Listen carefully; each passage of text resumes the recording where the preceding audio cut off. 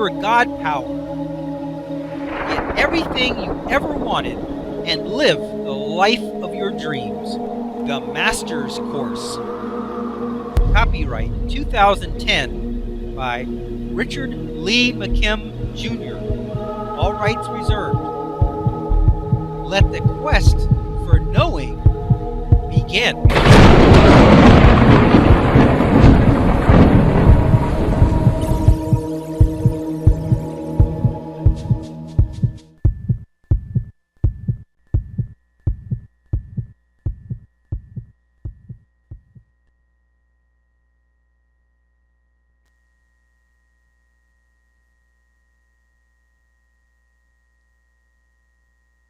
Experience.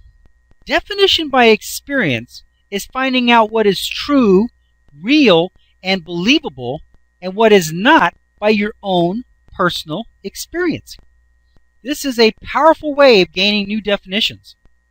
The definitions and meanings automatically come with the proof at the time.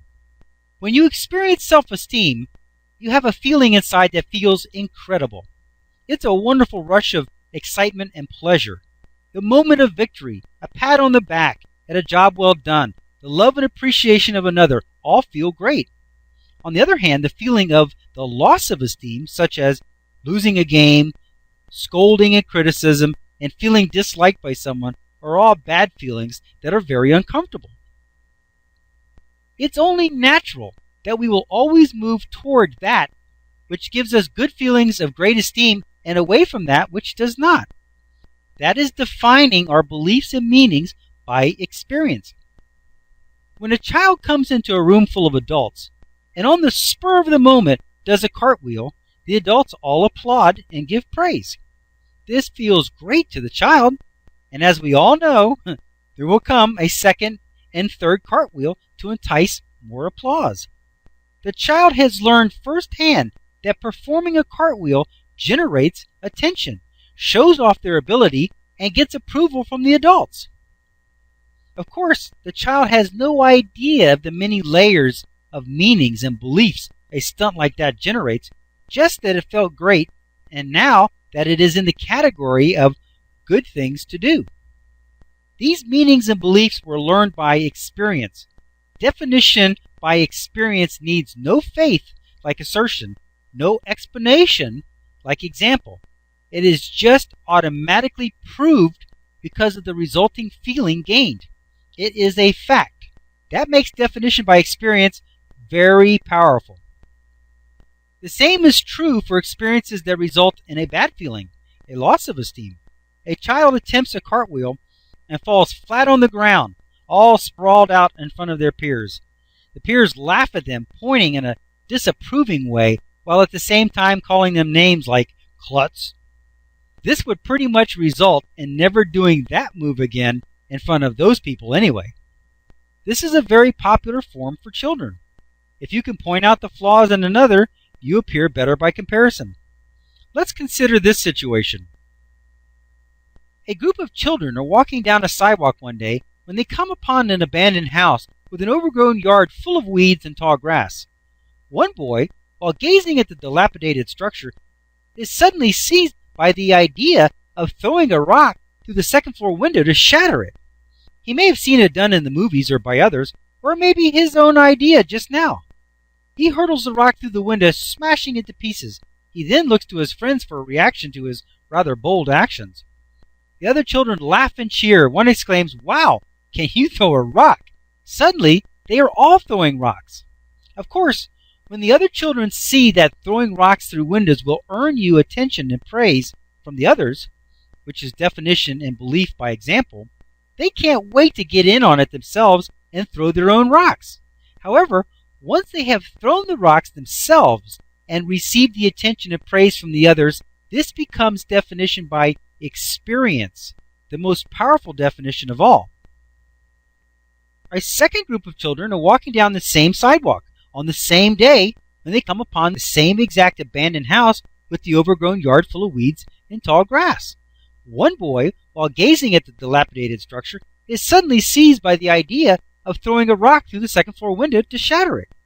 He may have seen it done in the movies or by others, or maybe his own idea just now. He hurtles the rock through the window, smashing it to pieces. He then looks to his friends for a reaction to his rather bold actions. One of the children shouts, "What's wrong with you? Were you raised in a barn?" The others look on with shock and disgust. The one who threw the rock has learned, definition by beliefs by experience, that this activity does not go over well with this group. Note, a rock-throwing frenzy does not occur by the others. Once the others saw, definition by example, that throwing rocks through windows receives such scorn by the others, they do not feel inclined to do it themselves. These four sources of beliefs are powerful tools to know. Each one of them has their own benefits and drawbacks, but they will all add greatly to your knowing. It is important to be aware of your own beliefs and cultivate the ones that you want and discharge the other ones that you don't. As we will see in the next story from Greg Braden, beliefs can be more powerful than just affecting how you feel about something. They can actually physically alter your reality. A personal story from Greg Braden. In his book, The Divine Matrix, he relates a story from his childhood that is particularly relevant here. One day in his martial arts class, his instructor offered a challenge to the entire class. He positioned himself in the middle of the room on the soft floor mat that they would normally practice on.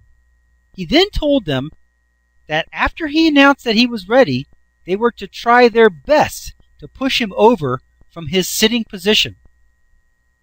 He indicated that he was ready, and the entire class of students began pulling his arms and pushing him with all their might, and still he didn't budge.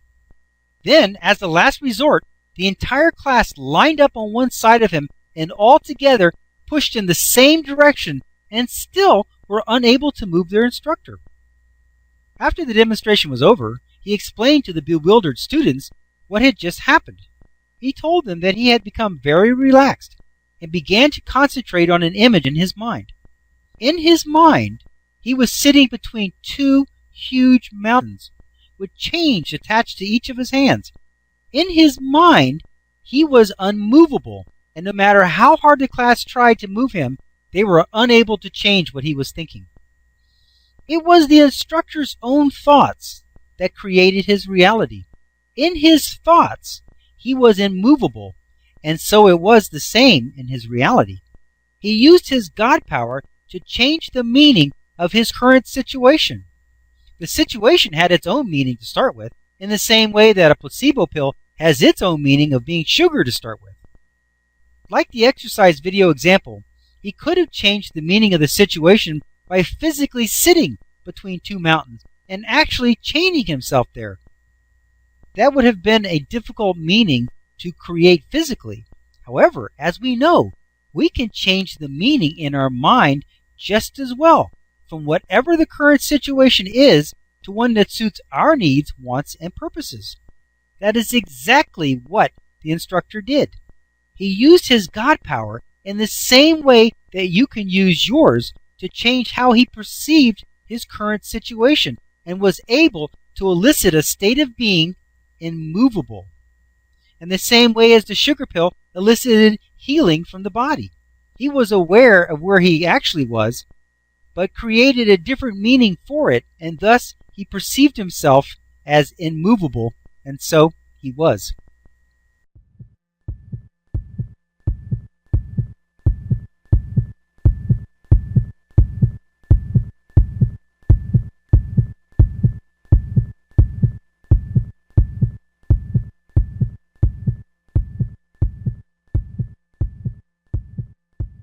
To continue, go to How to Use Your God Power, Chapter number 8, Segment number 8. Let your quest for knowing continue.